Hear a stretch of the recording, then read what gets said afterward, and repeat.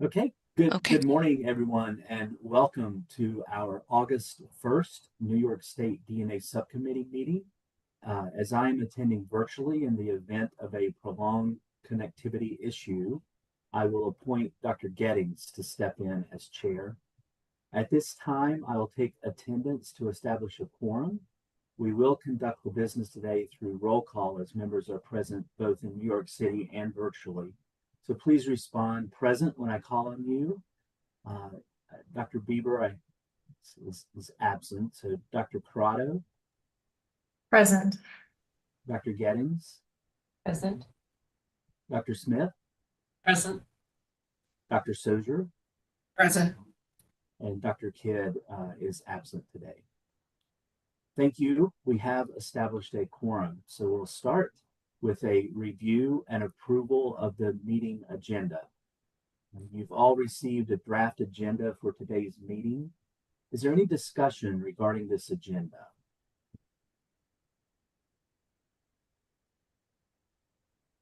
Okay, hearing none, do I have a motion to approve the agenda for this meeting? So moved. I have a motion from Dr. Smith. Do I have a second? Second. A second from Dr. Gettings. When I call on you, please state your vote. My vote is aye. Dr. Corrado, Aye. Dr. Gettings, Aye. Dr. Smith, Aye.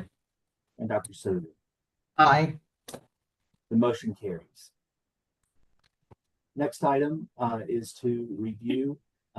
You've all received the draft minutes of the May 2nd, 2025 meeting. Do we have any discussion regarding these minutes? Okay. Do I have a motion to accept the minutes of the May 2nd, 2025 meeting? I make a motion. Dr. Sozier has made the motion. Do I have a second? Second.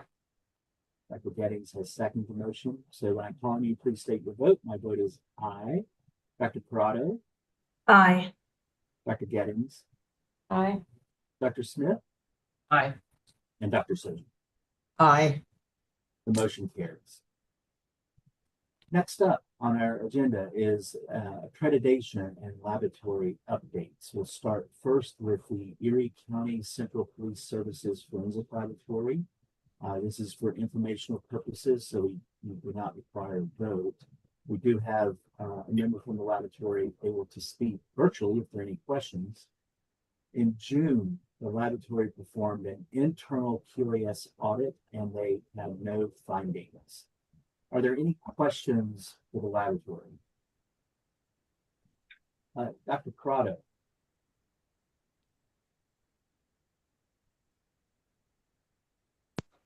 There you go. Hello. Hi, Tom.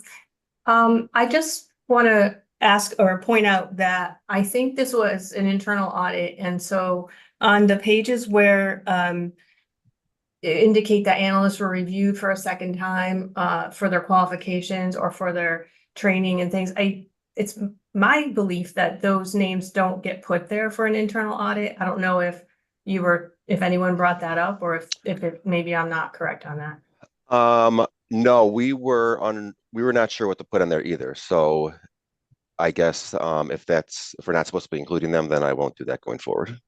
Yeah, I believe that you're not supposed to. I think somewhere on there it says for external audit or something to that effect. So just bringing that up for the future, like you said. Thank you. Thanks. Are there any other questions for Tom? Okay. Thank you so much, Tom. Thanks. Next up on the agenda is the Monroe County Crime Laboratory. This again is for informational purposes, so no vote was required, and we do have members of the laboratory available to speak. Back in April, the laboratory underwent a surveillance activity. There were no findings. ANAB has issued continuation of accreditation documents. Do you have any questions for the laboratory?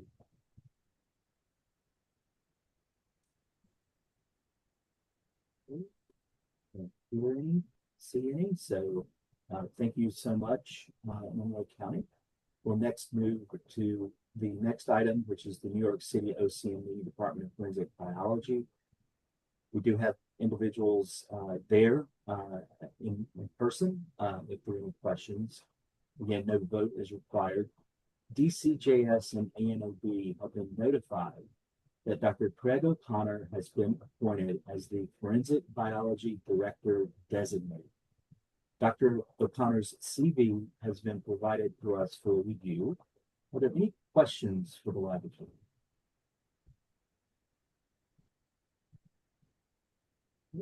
Seeing none, congratulations, Dr. O'Connor. Next up on the agenda is the New York State Police Crime Laboratory. Again, this is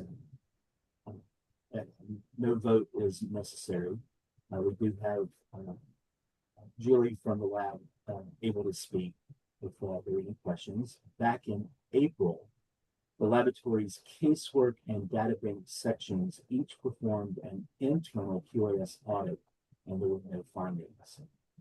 The laboratory would also like to notify DCJS that Michelle Adams will be replacing Tom Leach as the DNA database technical leader, and Michelle's CV has been provided to us for review. Are there any questions for the laboratory?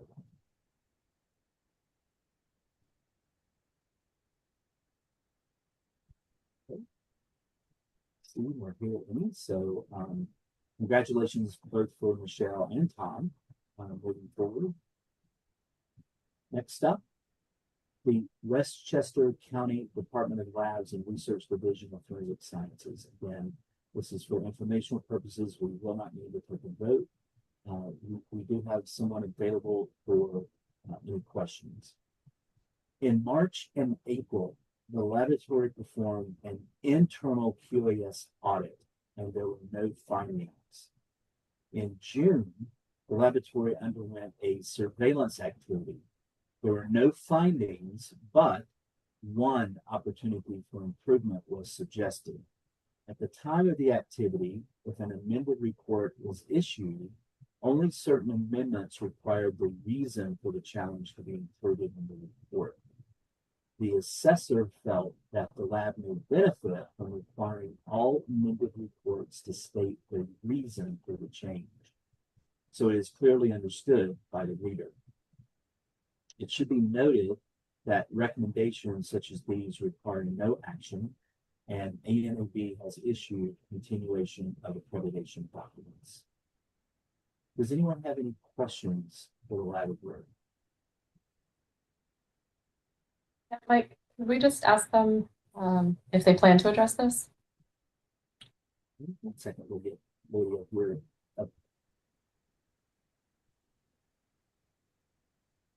Hi, good morning, Lydia. Did you hear the question? You're muted. You're muted, maybe.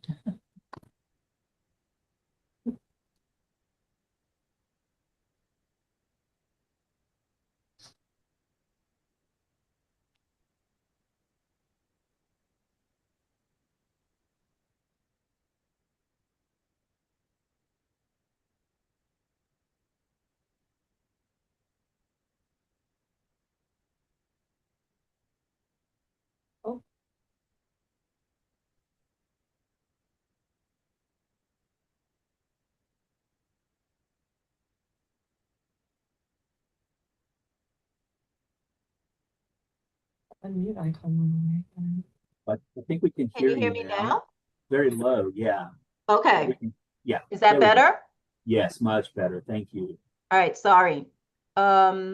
Yes, we did address it already, and we changed our reports just so that you could understand. The amendments previously were highlighted, but the highlighted section, there was no explanation on the report explaining what the highlighted section was.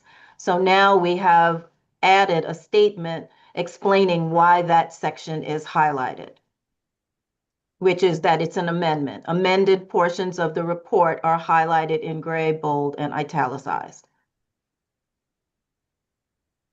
Okay, does it state the reason for the amendment? I think that's what they were asking for or suggesting. It doesn't, hang on one sec, I just got something else. Hold on.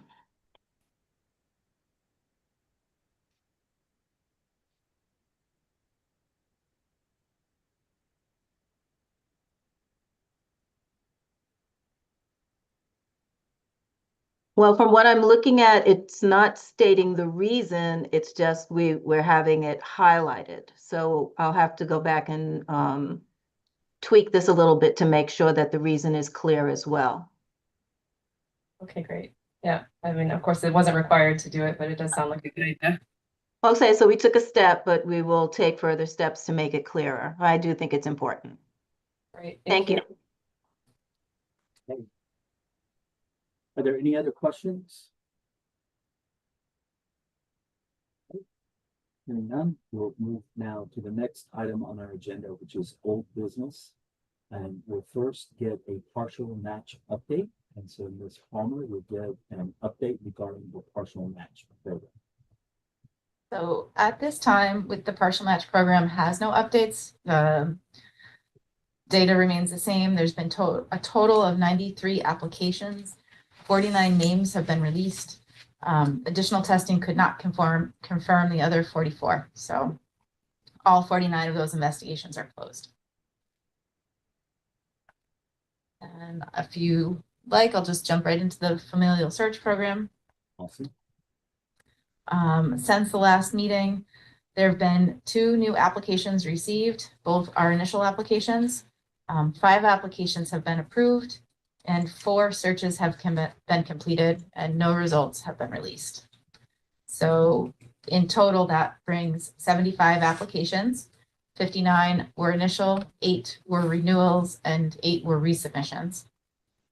57 of those were approved, 13 rejected, 3 withdrawn, and 2 are currently in that review status.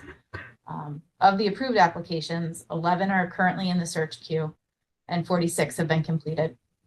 35 with no results released, 11 with released names. 3 of those are open and 8 of those are closed.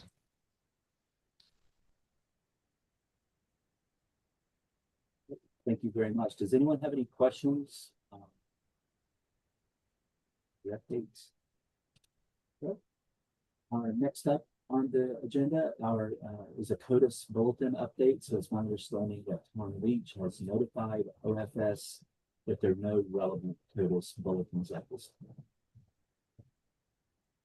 Moving on to the next item on the agenda is a next generation sequencing validation update. The New York State Police Crime Laboratory has responded to the request made at our May 2nd meeting for additional information relating to the validation of next-gen sequencing. The laboratory will need additional time to perform the research studies and formulate procedures, interpretation guidelines, and reporting policies. We do have members of the lab available virtually if anyone has any questions or any discussion. Does anyone have any questions?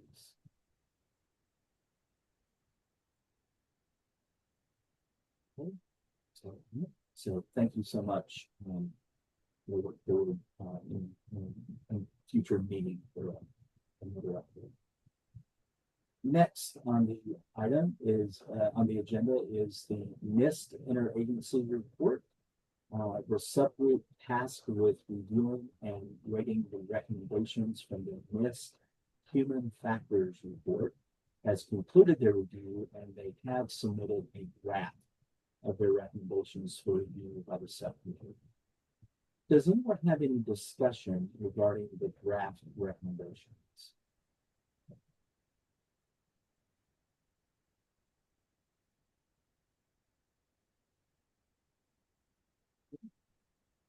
I just want to acknowledge the amount of work that clearly went into it that I was not able to help with. So I appreciate my colleagues on the subcommittee. I echo that. I second that motion, Dr. Gettings. I appreciate all of the hard work. I know that both groups, especially now recognizing Dr. Prada and her work on this document. So thank you. we'll get an update on the other document when we move further along the agenda. So we want to, at this point, though, have a vote to accept the draft that was sent to the commission, that will be sent to the commission. The commission requested that we provide a written position statement regarding the NIST human factors report. Following our discussion just now, do I have a motion to accept the draft as amended to provide to the commission for review at their next meeting? Mike, can I just make a comment? In reading over it with fresh eyes, I saw a couple places where I think we may want to start a sentence, just some minor editorial changes that may make it a little more clear, and like a space that was added. So if it's okay, we could just make minor, no major adjustments to the recommendations, but some minor adjustments in editing. Is that okay? So minor non-substantive changes. Yes, Yeah. yes. Thank you for clearing that up. Yeah, I think that's acceptable. So with the admitted that there'll be some very minor cosmetic kind of changes, nothing that goes to the conclusions or what was recommendations made. Nothing bigger. Be made before we put out letterhead for you all. Sure. Yeah, I would just second that, what Mandy just said. I noticed a few typos. I think our Grammarly maybe corrected things inadvertently, so I'd like to, and they're completely non-substantive. It's just spelling type things. Could I ask if the letter will have the signatures of the individuals who contributed to it, or will it be DNA subcommittee generally? Pending the vote, would be I believe it would be from the DNA subcommittee. under Mike's signature. Typically, the chair signs off. Okay. And also, do we all need to vote to have a quorum? Is there only 5 of us here? I believe. Or Could I abstain? Yeah, from the vote, you may, yes. Okay. Thank you. The minutes will reflect that. So Okay, perfect. Got it. okay, so I think from that discussion that Dr. Gettings, you would like to abstain from this vote that we're going to take. We need a motion first. For that We reason, need a motion. would you prefer we make some notice on the letters that you did not participate in the? I would reports? prefer that, yeah. Okay. Thank you. If that's all right with the subcommittee, we can do that for Sure, both sure. reports. Sounds good. I make that motion. Thank you. Thank you, Dr. Smith has made the motion. Do I have a second?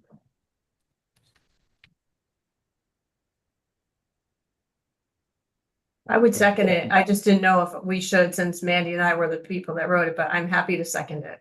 Okay, or I can second it. I'll second since you were part of the report. So I'll second that. So when I call you, please state your vote. I think there was one other. We were not going to add in the, sorry to jump in again. We weren't going to add in the standards when we sent it back to the committee. Should we leave those standards in? Yeah, I think what we talked about was that third column, which was the existing standards language. We left that in for the subcommittee, so they wouldn't have to spend their time going and looking them up if they had a question, but we're thinking for the final document to not include that third column. Why would you not want to include it? It seems like it could be useful. Standards have to be published. Yeah, they're You can buy 'em. copyrighted. Ah, I see. Yeah, I think that's fine to remove that column. We could make a note that they were removed. Yeah. But if you publish it, it's copyright. They're copyrighted. Understood.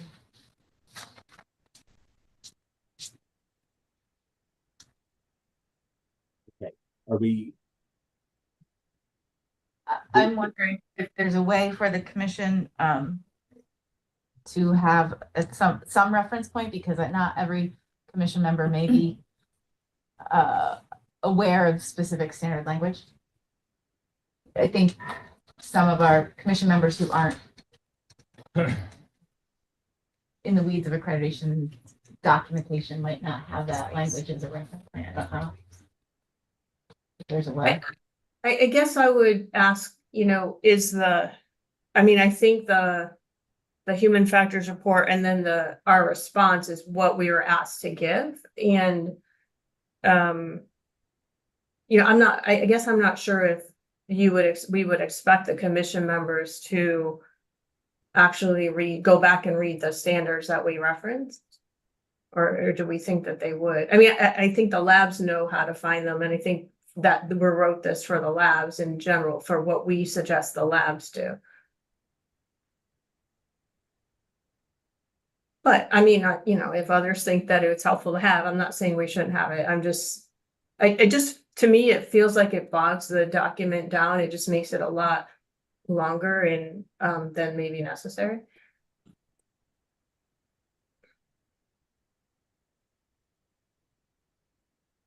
Perhaps maybe you could call ISO and ask them what's permissible.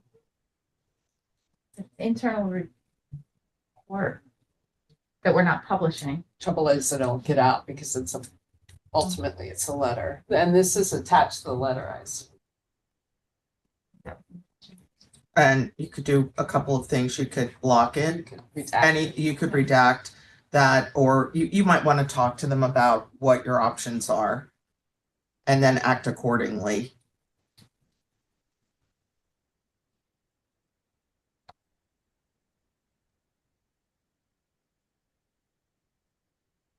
We can certainly call. I guess in terms of the vote here, are we voting, I guess, to ask to forward this to the commission subject to whatever, I guess, direction we receive from ISO? Yes, the edits, so it's subject to minor edits, subject to either retention of the standards if it's not an issue, or redaction and removal of them. Is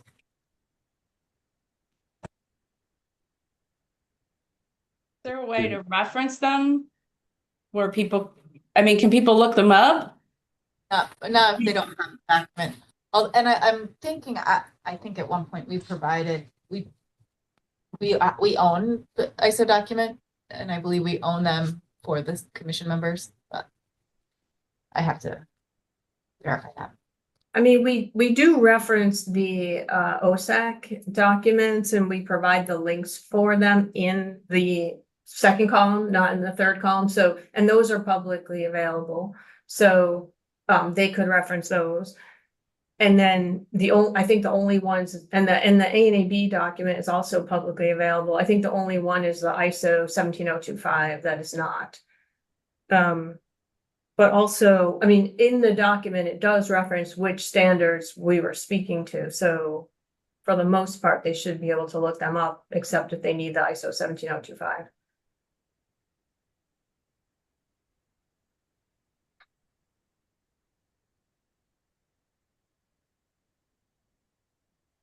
So the motion pending us doing a little more research.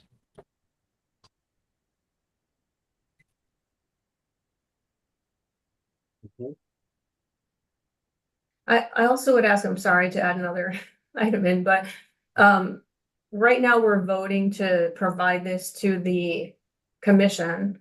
I guess my question is when or if and when would it be provided to the BioTweak? Because they might be interested in seeing it as well. Would that be after the commission reviews it? I'm not sure what the commission's going to do once they have the document. Because I would argue maybe, unless we feel like it needs to go to the commission for some kind of approval, maybe we could make a motion today to also forward it to the BioTweak, but I'm not sure if that's the proper procedure. I think the direction from the commission was for a written position from the DNA subcommittee. I think if the subcommittee decides that now that the subcommittee has created this product, it wants to forward it to the BioTweak, I think it may do that just with a motion and approval. Okay, so after we decide on the first motion, I would probably make that as a motion. That sounds good. Anything else before we continue with the motion? So just to clarify, we're going to have now a motion to make some minor editing changes to the document. Just for again, cosmetic errors and so forth, nothing major. And then the second is to potentially investigate whether we can include the specific ISO standards as a column in the document that will help the reader who aren't familiar with those particular standards. Is that everything? Just a statement that Dr. Gettings did not participate. That's right. Statement about Dr. Giddens, yes. Okay. So do we have a motion to proceed with those edits and Have So Dr. moved. Smith. Yep. okay. And I think I heard a second, but I didn't get I couldn't see who was talking. So Dr. Sozer, did you make the first motion? I did. Oh, okay. Dr. Smith, thank you. And seconded. I second the motion. So when I call you, please state your vote. My vote is aye. Dr. Corrado, Aye. Dr. Gettings, Abstain. abstain. Dr. Smith. Aye. And Dr. Sozer. Aye. Motion carries. Thank you very much. The second document was on the. Mike, I'm sorry, could I would at least like to make a motion that we also provide the final document to the BioTwig. Yes, so the motion's been made by Dr. Prado that we provide this document to the BioTwig. The motion has been made. Do we have a second? Second it. Okay, Dr. Sozer, thank you for a second. When I call you, please state your vote. My vote is aye. Dr. Prado, Aye. Dr. Gettings, Abstain. Dr. Smith. Aye. And Dr. Sozer. Aye. The motion carries. Okay. Next up is the NIST Scientific Foundation review on DNA mixture interpretation subgroup. They have provided a summary of their findings. Again, we want to first ask if there's any discussion regarding the draft of this document, the findings of the document.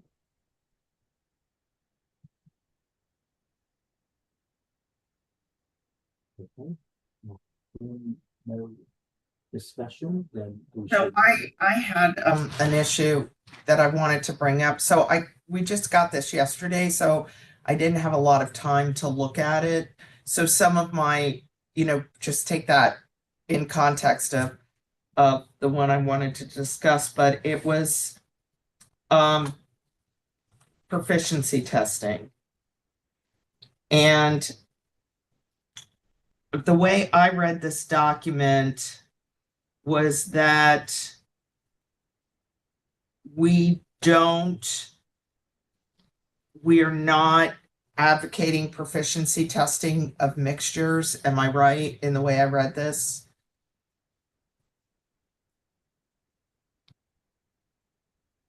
No, Okay. that's not the intention.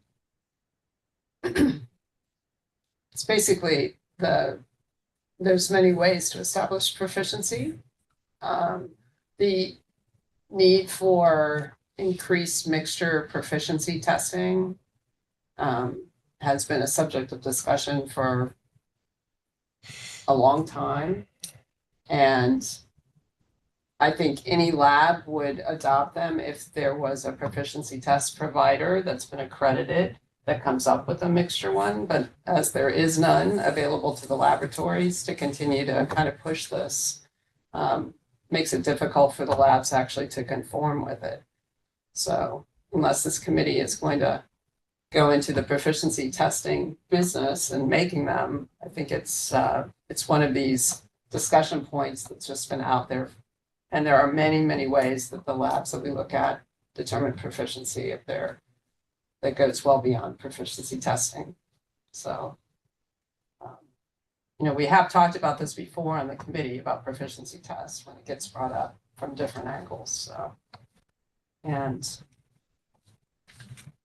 So my understanding is that there, when I was at the ASCLD meeting earlier this year, I stopped by proficiency testing vendors' booths. And my understanding was that they do offer mixture interpretation proficiency tests or proficiency tests that have mixtures in them. So I think they're available. Just the way I read this, it was like we're not advocating that you take proficiency tests in mixtures. And that was kind of the one that popped out at me when I looked at it quickly yesterday or last evening.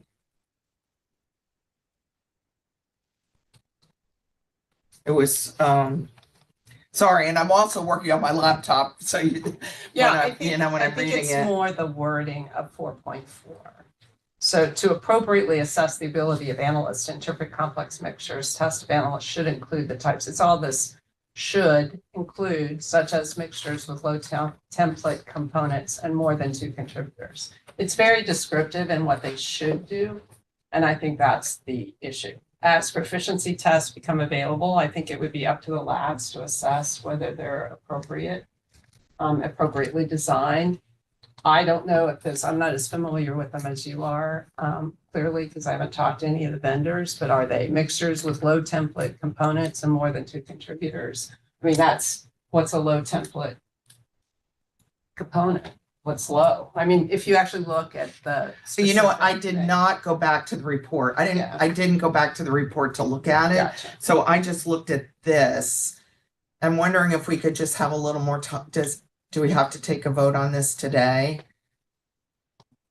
I think the aim was to try to get a document to the commission for its next meeting, which I don't believe the subcommittee will be meeting before that.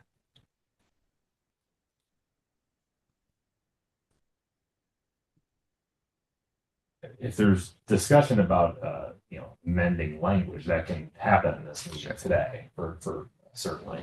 Then the vote could be about an amended, a report as amended, if that's what the DNA subcommittee wishes to do.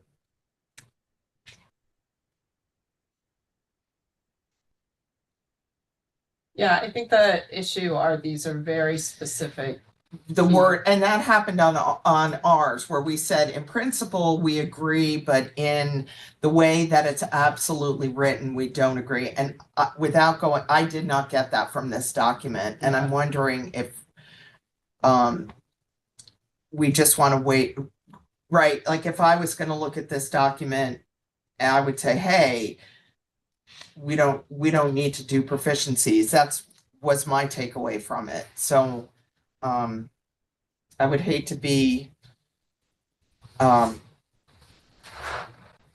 maybe adding the actual language of the actual language of the standard in this. Regarding inter-laboratory comparison? Intra, from the ISO standard? No, from the document, From the NIST document? from the NIST document. Yeah, so they're in the Column 1. they're in the follow-up document, the table. I thought that, so I'm looking at 4.4 and I'm looking at column key takeaway statement. And I just see current, I'm sorry, 4.4, current proficiency tests are primarily focused on single source samples and simple 2-person mixtures. Is that the actual language from that report, or is that a summary? No, that's their key takeaway statement.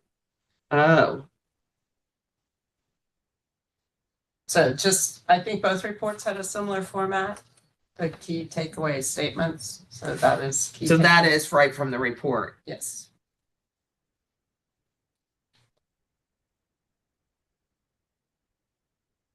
I would just add in that this sort of overlaps slightly with the human factors report.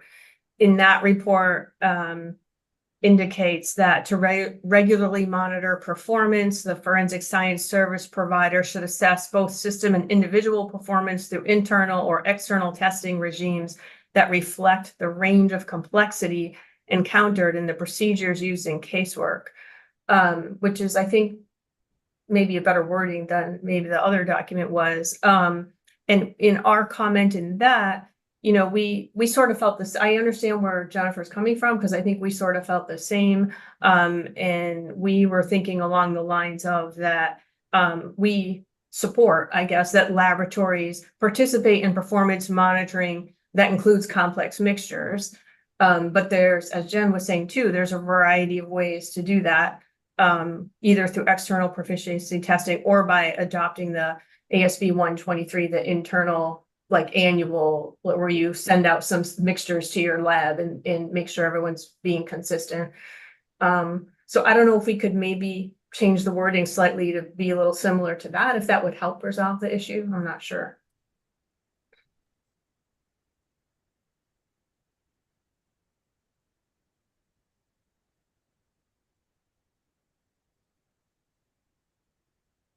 So, you know, maybe for the NIST review for 4.4, maybe, I mean, Jen, you said it earlier, you said something to the effect of, you know, we would hope that laboratories would take advantage of proficiency tests that included complex mixtures. You know, maybe we could just add something in there towards that. If it is that a possibility, would that make the language clearer for you, Mandy? Yeah. Yes. In the chart or up the body of the letter? Let me look up.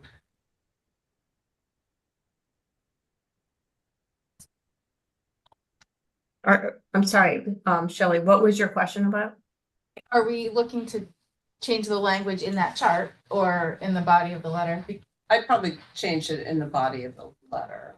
I mean, if you wanted to add, we support proficiency testing, and as mixture proficiency tests become available, it would be good to consider those. But the difference is this report, if you read the entire mixture interpretation report, there's this sort of beating of the drum that we have to, it's low level stochastic, it's all, you know, that is the area of most complexity. And to develop a standardized proficiency test that's going to be accredited, that goes out to every laboratory, that is consistent, would be near impossible at low level stochastic amounts. That is the definition of stochasticity, if I'm making up a word.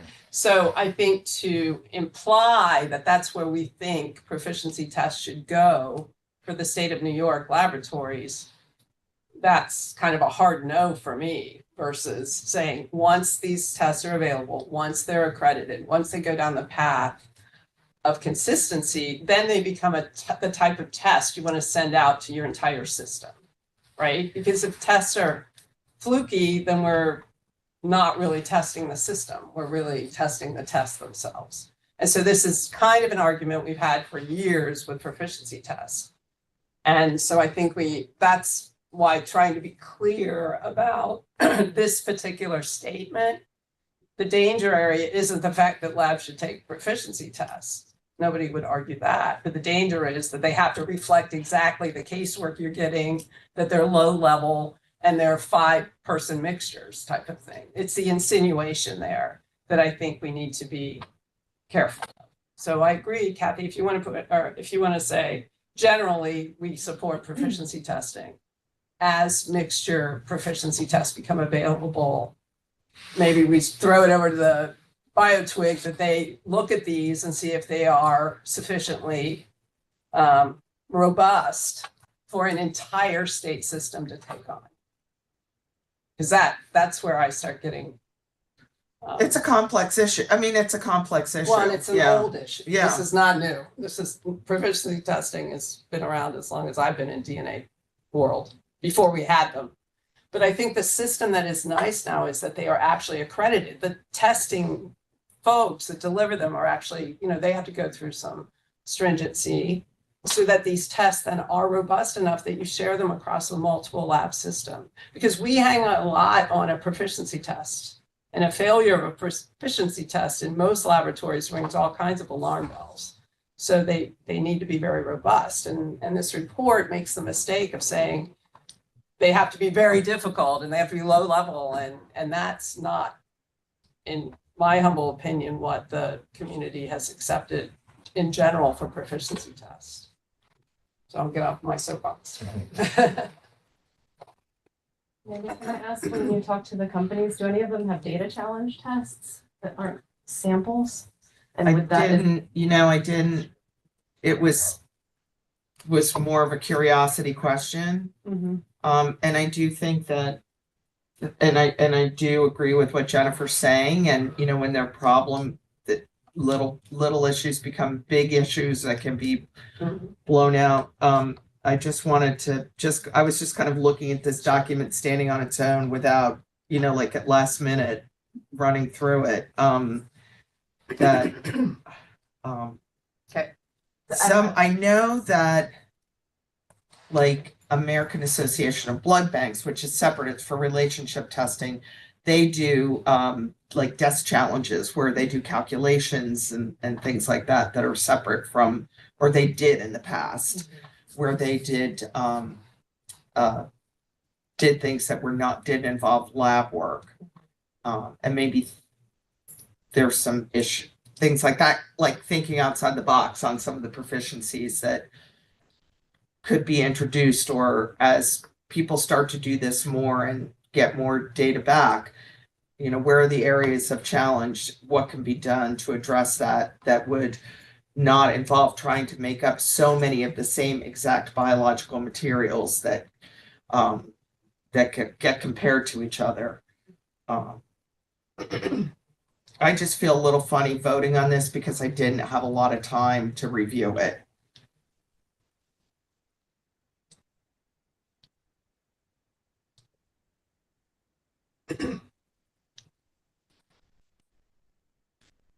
So far as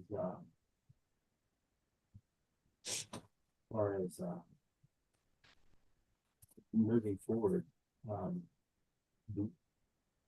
does anyone have a motion as to whether we should make a slight amendment to include some language, as Kathy said, about we encourage the use of proficiency testing and recognize that once a vendor can create a consistent test with challenged samples, that would be consistent from lab to lab, that we encourage the use of those exams, those proficiency tests, or is there any other way forward? Dr. Coble, I just wanted to mention, if the members of the DNA subcommittee are not at a point where they're comfortable voting on this to provide to the commission, they certainly may do that. The subcommittee may do that.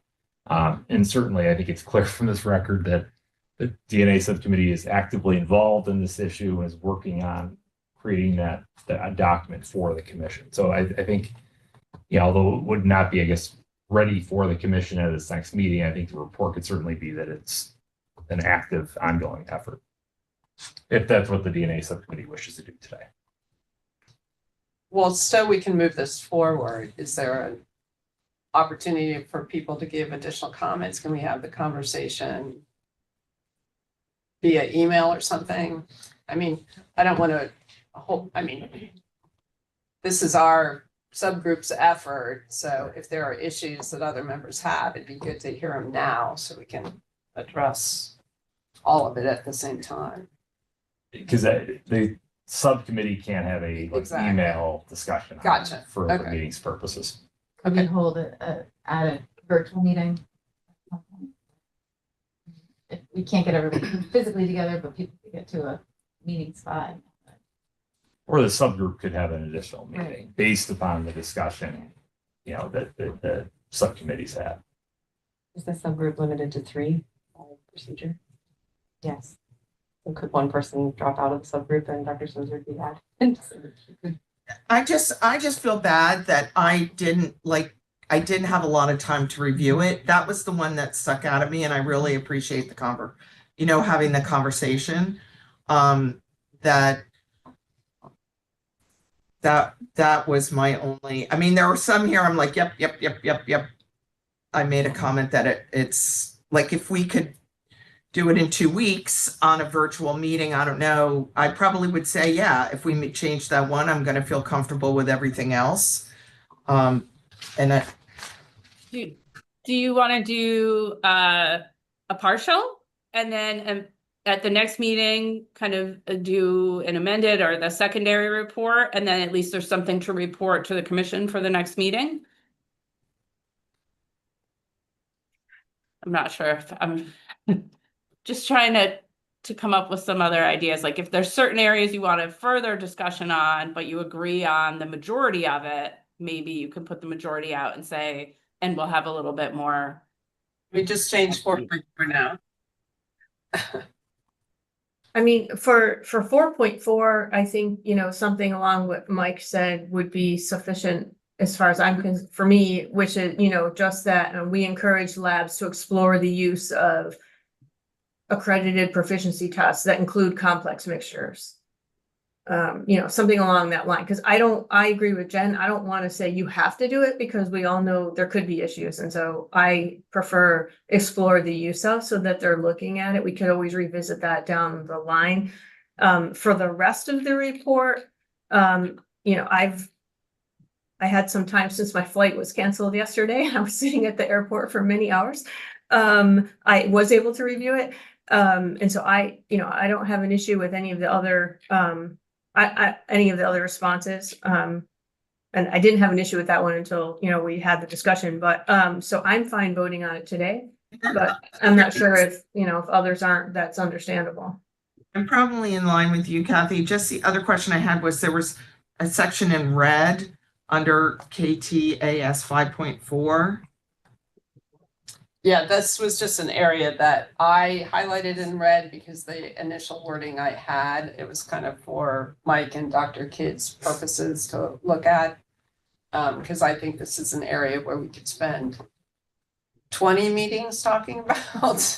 So I was really just looking for the appropriate way to succinctly kind of summarize what we were doing. So that is mainly for the purpose of the subgroup.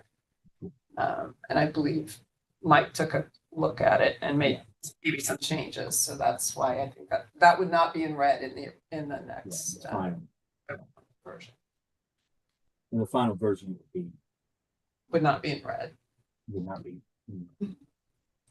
And similar to the first document, we would be adding the Dr. Gettings statement as well as making minor technical non-substantive edits. Exactly.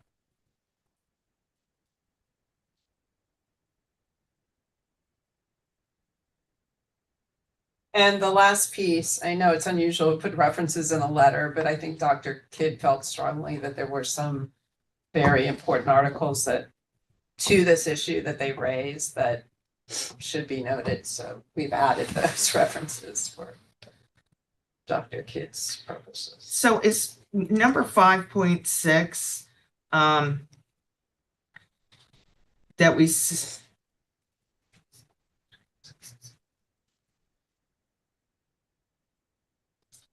said we disagree.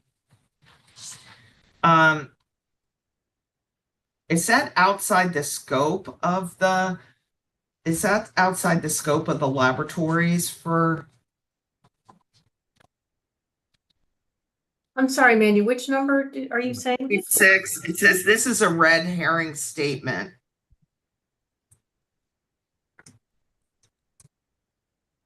And can we take out this is a red herring statement from this? Well, this was our working document. So that's not going, it's just the letter that's going. I wouldn't recommend that we send our working document. We send Okay. I mean, that's. We included it for you all to see their work product, but this one was meant to be the letter standalone. Okay. I think the confusion maybe in the other group isn't including this. Yes, okay. Yeah. Yeah, we're not. So I think it's pages of the PDF, pages 4, 5, 6 would not go. Yeah. Okay. All right. So I didn't realize that. I'm No, sorry. no, Probably when I looked at it, I didn't read all the instructions. But Yes, okay, then I feel better. So I think with the change in 4.4,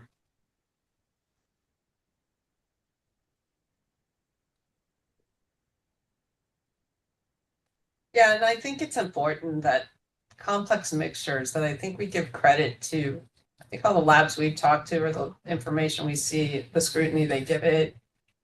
Interpretation of complex mixtures is a daily task to ensure the quality of those. And I think the labs we work with take that on. I'd be more worried about a lab that took a test once a year of each of their analysts and said, yeah, we're good for mixtures. So I just think we need to throw that in there, that we respect the fact, or I do at least, respect the fact that complex mixture interpretation has always been a challenge with any system we put into place and continues to be. And for the last 30 years we've been doing it, I think we've built a strong foundation of appreciating these mixtures. And that most of the labs have a multi-pronged approach to ensuring the quality of those interpretations. So I think that's kind of the gist of some of this report was the community needs to jump in and fix things and clean up things. And in fact, I think all this report highlights is the work that the community has been doing for years and years and years. So that was hopefully the tenor of this letter, to acknowledge that. So, and then I think that's why I appreciated how the other group handled this new hot topic of TPPR. You know, it's the new hot button. And again, it could be an entire meeting. We could focus on that if we wanted to.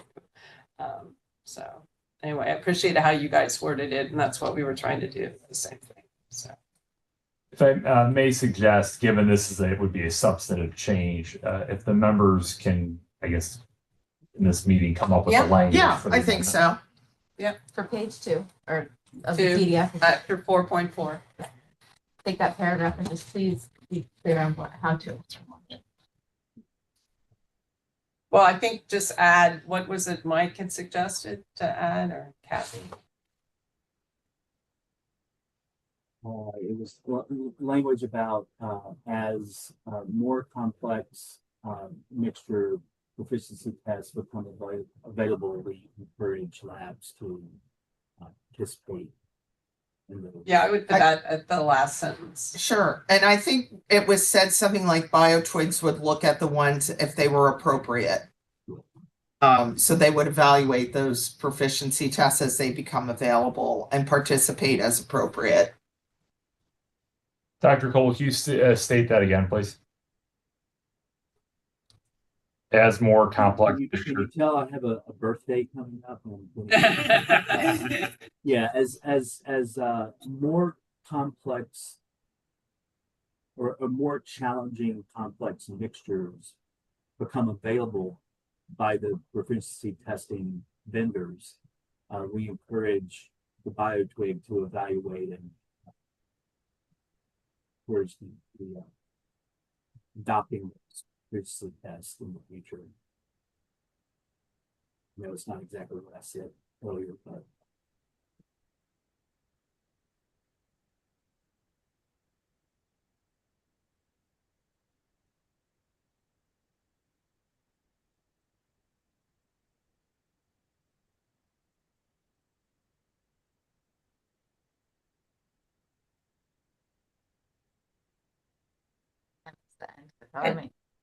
What I have is, as more challenging complex mixtures become available from PT vendors, proficiency test vendors, we encourage the BioTwig to assess these tests. Or how did you end it? To assess and adopt using those tests. Or participate as appropriate. Okay. Yeah. Can we So take, evaluate them and participate as appropriate.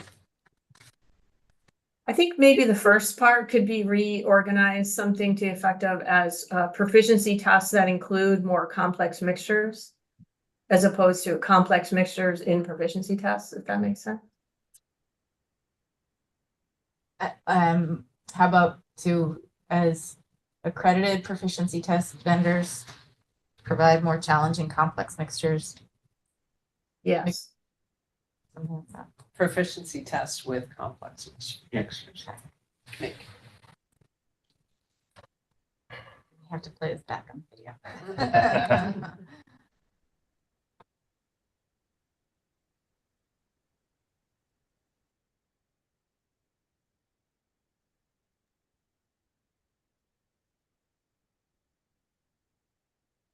Accredited proficiency test vendors provide more challenging, complex mixture proficiency tests. We encourage the BioTwig to assess and participate as appropriate in these tests. And would this be the last sentence Yeah. of 4.4? So with the addition of that sentence and the cleaning up of grammar and editing punctuation, putting this on letterhead, that's what the motion will be. Yes. Moving the red. And remove, yeah, that'll be part of the editing. Yeah. We'll put it in proper font, size, Yeah. and the statement about Dr. Geddes. Yes. Okay. Okay, so I think we have a path forward. Is everybody good? Are there any questions or additional edits or anything that pop out? Mike, I just want to I want to say thank you to the subcommittee for the discussion. So I feel, these are hard documents to go through. And so I feel like after our discussion, I'm comfortable now with the letter and with the addition and the removal of the red. And so I appreciate the other group's hard work on this. So thank you very much for entertaining the discussion. Yeah, thanks. Okay, so given everything we've talked about, adding that language at the end of section 4.4, and including cleaning up the document, changing red to black, and so forth, and then including the statement about Dr. Geddes. Do I have a motion that we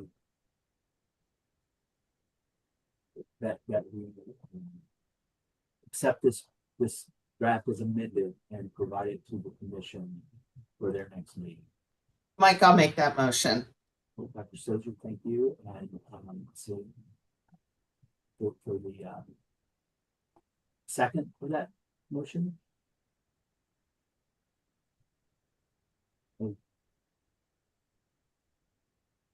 I'll second. Okay, Dr. Smith, thank you.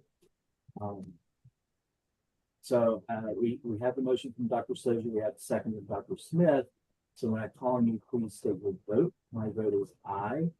Dr. Prado, Aye. Dr. Geddes, Same. Dr. Smith, Aye. and Dr. Sozer. Aye. The motion carries. Before we move on to the next item, I just want to take one quick second and give my deeply heartfelt thank you to all of the members of the subcommittee on these two separate subcommittees that worked on these documents. As we talked about earlier, there's a lot of really good information in both of these documents, but they are quite dense material, a lot of material to go through. And so it took a lot of time and hard work. And I just want to say thank you for all of the effort. Mike, I apologize? Can I make a motion to also provide this document to the BioTwig? Sorry.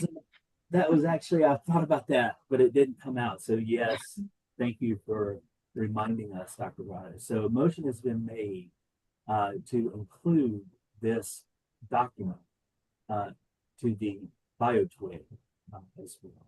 And that is the motion. Do I have a second for the motion? I second that. Okay, Dr. Smith, thank you. When I call on you, please state your vote. My vote is aye. Dr. Prado, Aye. Dr. Gettings, Same. Dr. Smith. Aye. And Dr. Silver. Aye. The motion carries. Okay, again, thank you so much for all of the hard work. Now, on the agenda, the next item up is new business. The first item deals with QIAGEN. And so at the June 13th meeting, the Commission on Forensic Science requested that the BioTwig and the DNA Subcommittee review all publicly available and privately issued disclosures related to the recent QIAGEN issue. And the subcommittee worked to assist affected labs in determining appropriate remediation.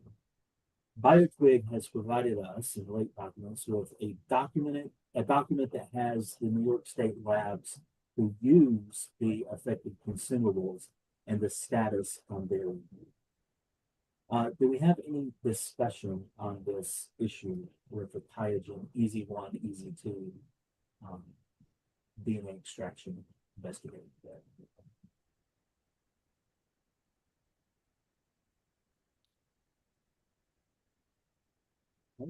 Hearing none, then we can move on to the next item on our agenda, which is laboratory disclosures. We'll first start with Monroe County Crime Laboratory issued with a sample switch. We do have members of the lab available to speak. The laboratory has made 2 notifications. The first is an initial notification of a sample switch during the extraction process. The switch was confirmed following a re-extraction of one of the cases. The analyst has been temporarily removed from case room. The second notification is the closeout of an issue where the incorrect name was provided to another laboratory in response to an INVIS hit. This was first discussed at the May meeting. Previous cases were reviewed to check if this had happened in the past. Are there any questions for the laboratory?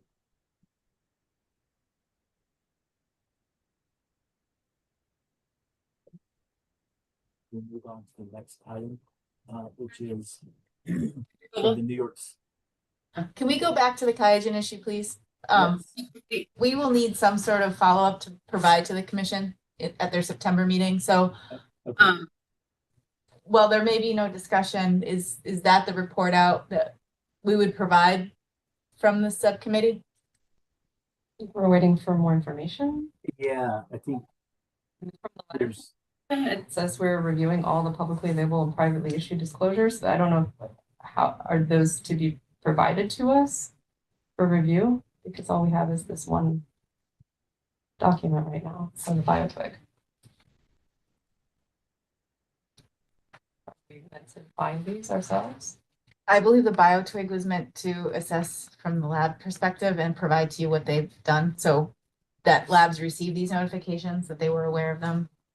So I think the chart, I believe you were to be informed from the labs in New York of how they were affected. At this meeting Mhm. today. So should we go through each lab and speak with them? Would that be reasonable? If that's what the group would like to do, or if based on the information, some labs do not have it at all. And so if you'd like to talk to the labs who reference, yes, that they do use Easy 1 and Easy 2, I suppose we could ask them to be available. I don't mean to put Dr. O'Connor on the spot. He's here and the BioTwig did meet. So if he would like to represent anything about their conversation. Or should we expect more information before the next meeting and can we respond then? If there's information you'd like to request from the labs to help make a determination of where, if you feel that they're in a good place with what they're doing, we can provide questions back from you to them. I guess the subcommittee could be that it's requested certain information and we'll review and respond to the commission accordingly. I think we could also request an update from Kaizen to see what are they doing. I know they've been going back and looking at lot numbers and kits and so forth to see if they found any additional if there are any additional updates. I know that sometimes or often they'll send a notice to the laboratory point of contact that's using their product, but not all people who are the point of contact are currently working at the lab or moved on. And so I know that for us, my laboratory at least, we had to change the point of contact so that individual quality director could get those updates. So I think it would be helpful to find out where Kaizen is in this process of their investigation as well.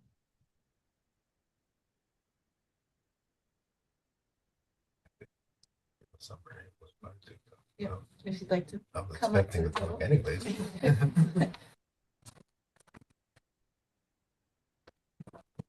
Morning.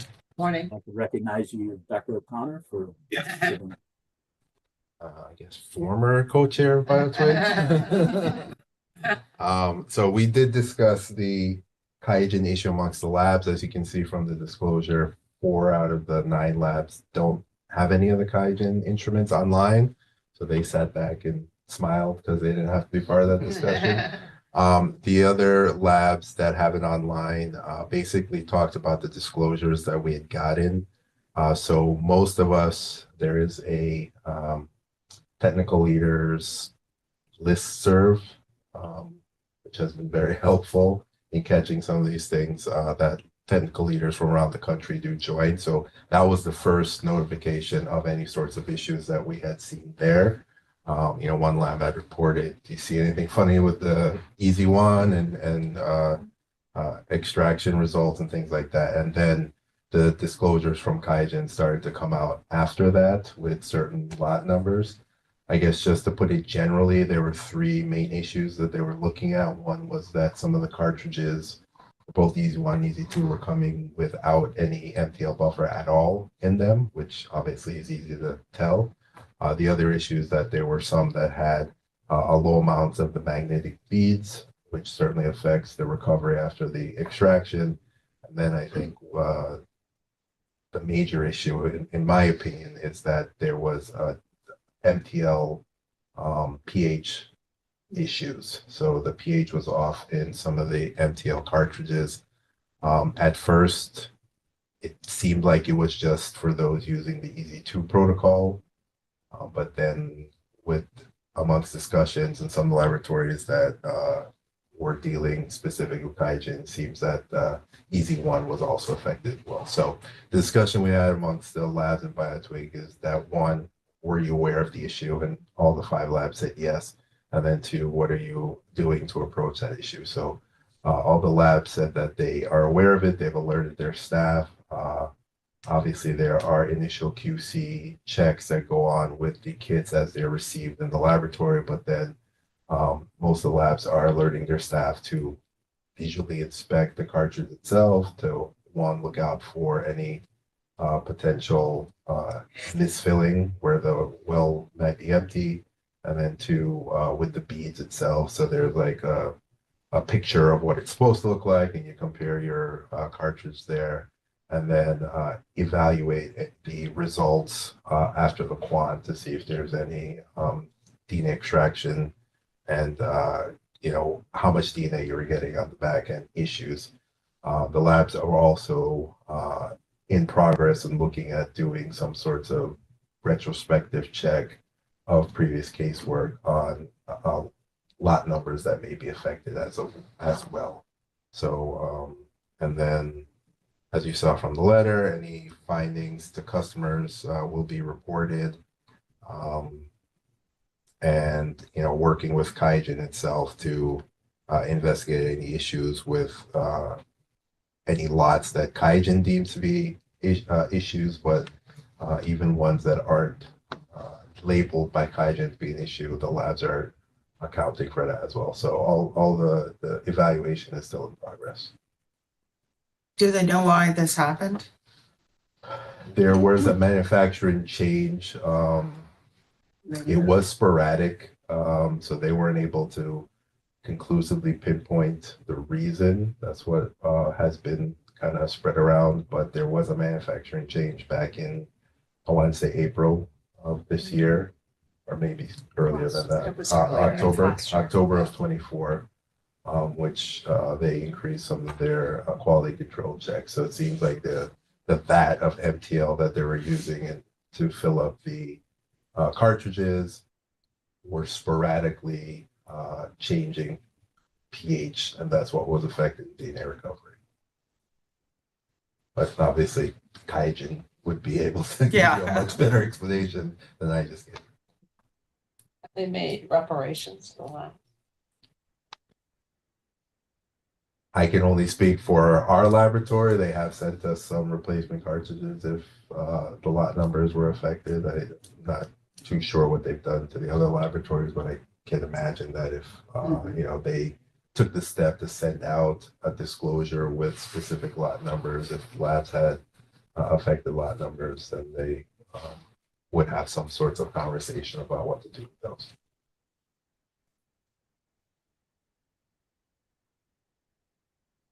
Thank you very much for that update, Greg. Does anyone have any other questions on this hygiene issue? Our perspective to report to the commission, are you as a group comfortable with what you just heard from Dr. O'Connor? And do you have any other information that you'd like us to try to get for you for future? And certainly more detailed update on the investigation in each laboratory. How many cases are affected, samples, if there's rework in progress, the results of the rework. It doesn't have to be final, to get every 2 months updates, right?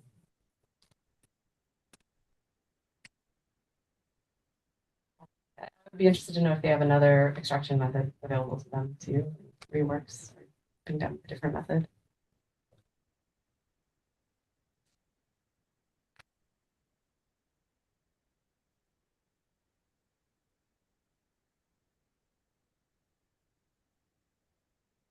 So it says the commission voted to request the biology technical working group and DNA subcommittee review all of the available and privately issued disclosures related to the QIAGEN issue. I don't know how we would even know what those are. I think We don't have the privately disclosed, only the Yeah. labs do, so Yeah. I think in trying to capture emotion, this was working together, potentially, that, as Craig mentioned, the tech lead listserv, maybe there was conversation there, but certainly QIAGEN issued things directly to labs.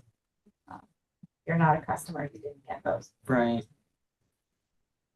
I mean, I feel like the laboratories that have been impacted are seriously addressing this and looking at it, and everything that they're doing seems reasonable.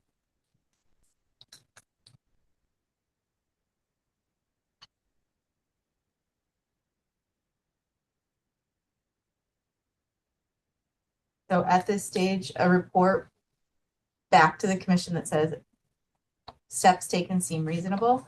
However, updates regarding actual cases, numbers of cases affected and rework completed, and any additional secondary methods used would be what your statement to the commission would be. And then we can issue that back to the biotech as well. And I might add that the laboratories should just, when they do their regular quality audits, management audits, and they look at their contracts, just to keep this in mind in the contracts that they have with their vendors.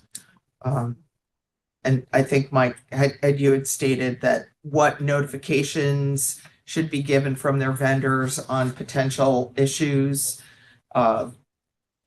So they may want to just keep that in mind when they're doing their management audits.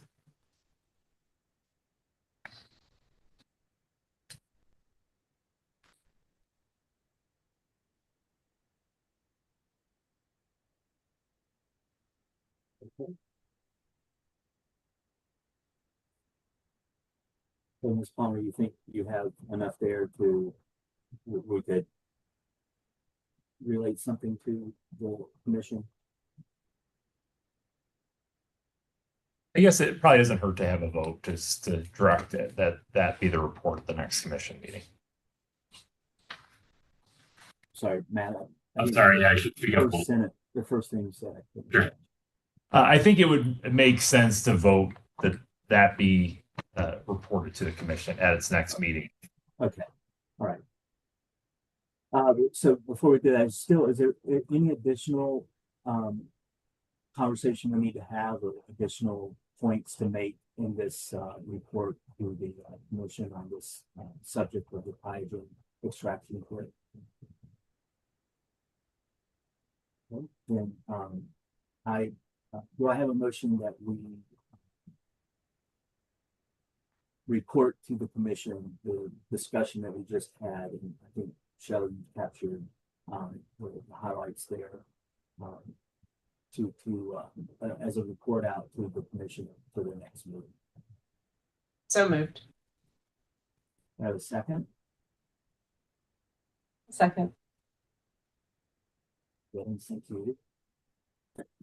Excuse me. So when I call on you, please state your vote. My vote is aye. Dr. Corrado, Aye. Dr. Gettings, Aye.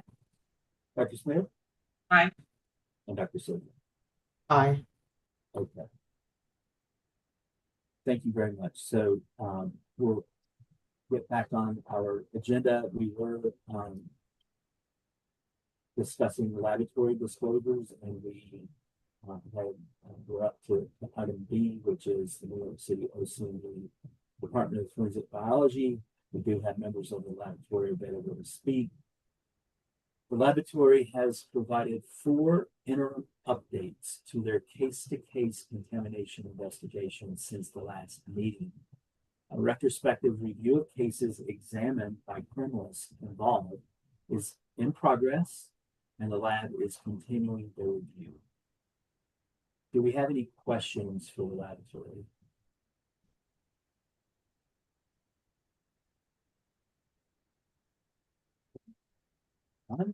Move on to the next item, which is the Suffolk County Crime Laboratory. We do have members of the laboratory available to speak. The laboratory has provided closeout documents relating to a mixture interpretation discrepancy between a biological sciences initial report and supplemental report. This was first discussed at the November 2024 meeting. All casework from the analysts in which similar scenarios were involved was reviewed, and no issues were found in reported results. A selection of cases from each technical review involved was reviewed, and no issues were found. The analyst completed retraining and was reauthorized for coursework. Do we have any questions for the laboratory? Mike, I have a question. My question was, do we know how this was discovered? I guess, are they coming on? Yes, they're here. Hello? I'm sorry, Dr. Souza, could you repeat your question? Right. I was asking, how was this issue discovered? It was discovered upon tech review of an additional like LR from previous. So an exemplar came in after the initial report was sent out to compare, and upon that review, that's when the issue was discovered.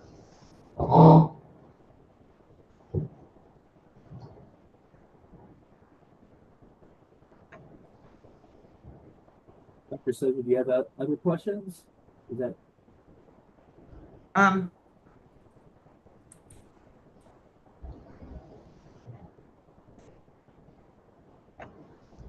So I guess they felt like the initial training wasn't sufficient, but I see that the training has been enhanced. Correct.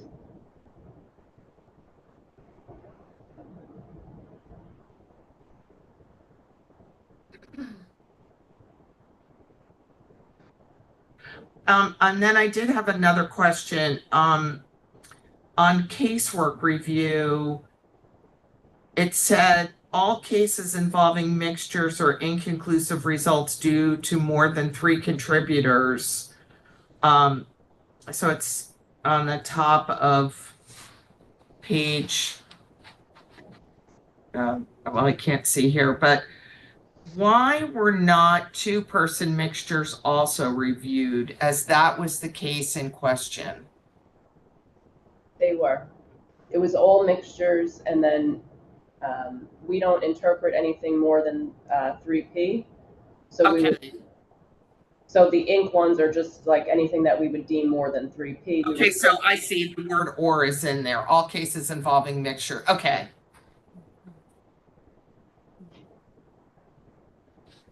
And then, sorry, I just had another question on this. That they said in the corrective action effectiveness monitoring, so it's great that you guys are doing that.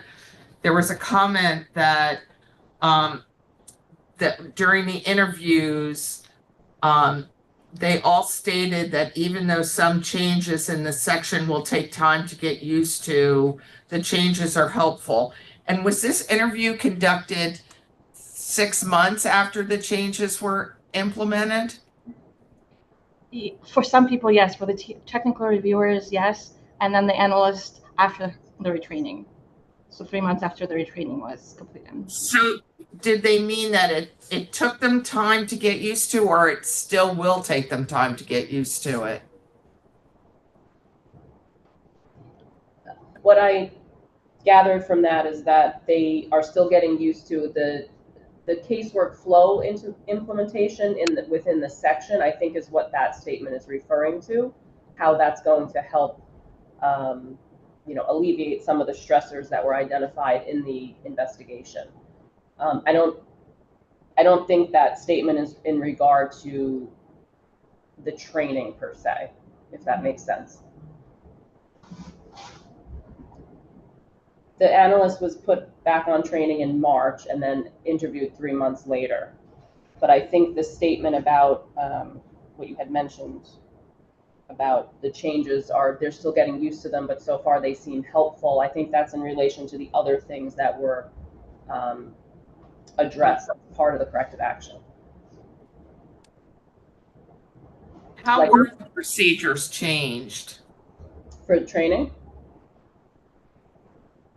It says there were 2, let's see. I just thought after 6 months, I was surprised that they would say they have to get used to it. I just thought that was a fair amount of time, like the first week maybe it's only done. I don't know exactly what they are, but I was just a little bit surprised at that comment. Do you want to talk about the changes? Yeah, so some of these changes, so the changes for the section were we implemented a production board for people to look at. We implemented mixture meetings. So some of those things had not been done for 6 months. Some things had been less than that. Okay. At the Okay. time of reviews. I mean, I was impressed by, like you said, hey, we're going to bring a supervisor in the room. I thought that there was good thought process put into that. Thank you. And then just on casework factors, letter B, I'm sorry, under 1, is there something missing there? It said assumed on the victim period.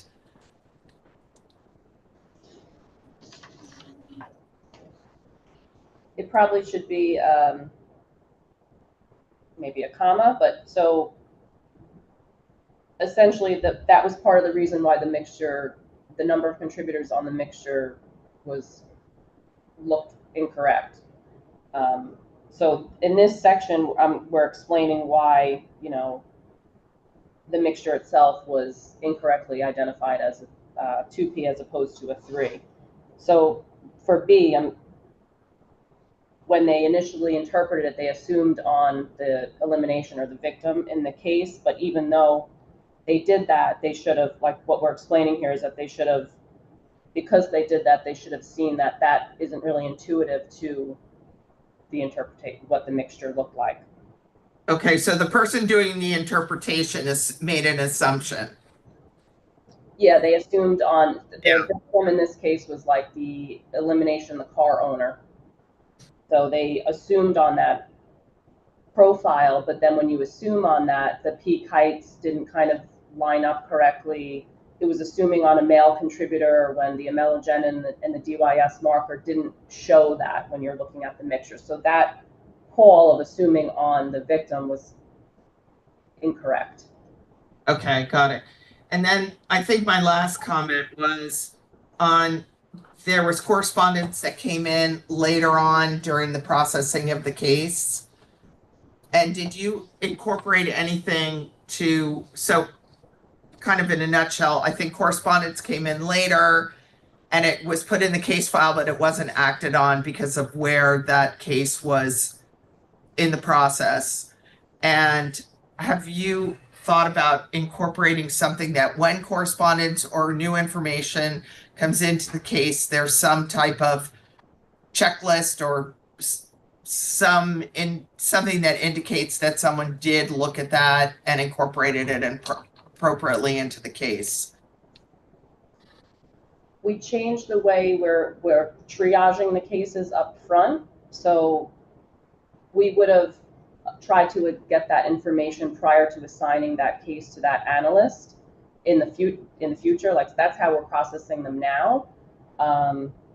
If information comes in as the case is ongoing, I think based on this corrective action in our section, I think all the analysts are now aware of also to be, hyper aware and, make sure that the analysts and the tech reviewers are getting that information to perform their interpretations and their assessments and reviews of it. But essentially that information we would have tried to get up front, and that's how we changed our triaging procedure now going forward. Thank you. Okay, any other questions for the laboratory?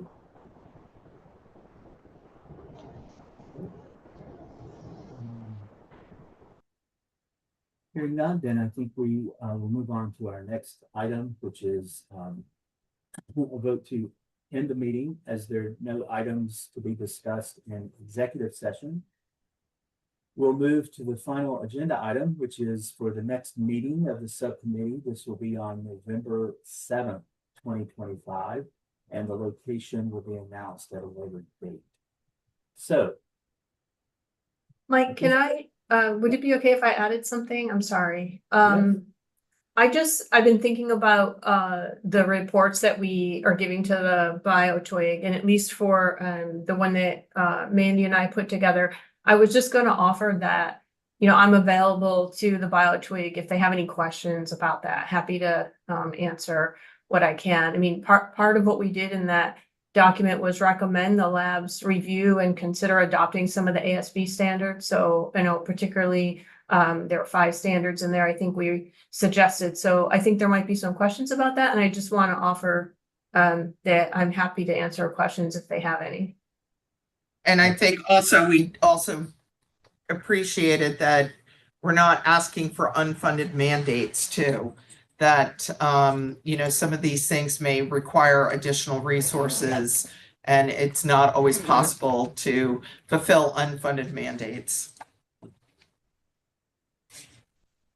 I would also like to offer that as well. If there are any questions from the BioTwig on the NIST Foundation review document, I'm more than happy to volunteer Jennifer to take those now.